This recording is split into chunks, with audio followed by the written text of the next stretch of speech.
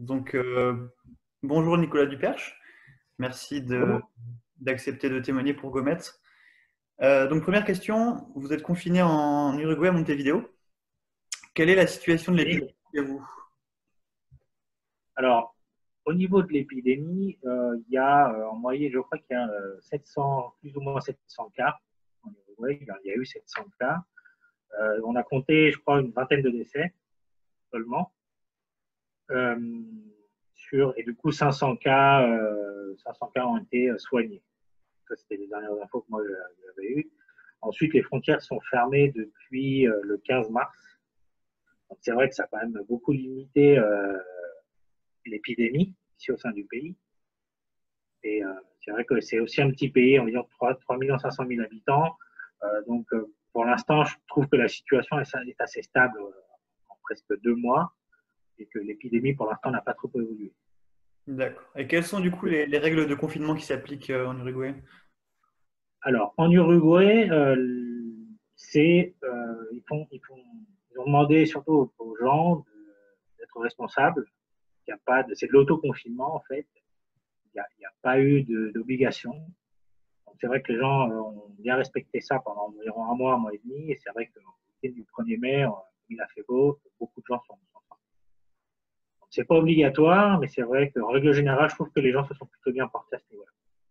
D'accord. Et vous, à titre personnel, comment vous vivez la situation? Moi, je la vis assez bien. Bon, j'ai un appartement qui est assez petit. C'est vrai que le fait que ce soit pas obligatoire, on nous responsabilise un peu. Donc, on sort plus, hein, on sort presque plus. Par contre, c'est vrai que quand on veut sortir prendre l'air un petit peu, ben, on fait le tour de chez nous, on va pas très loin, on fait attention non plus qu'il n'y ait pas beaucoup de gens.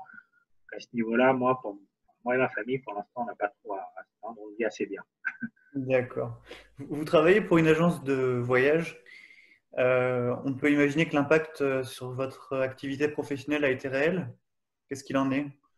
Elle était réelle et très violente, c'est-à-dire pas violente, ce que je veux dire par violent, c'est que c'est arrivé d'un coup. Donc, comme je vous l'ai dit, le 13 mars, pardon, les frontières étaient fermées. Donc, nous, à partir du 13 mars, tout, toutes nos réservations ont été annulées.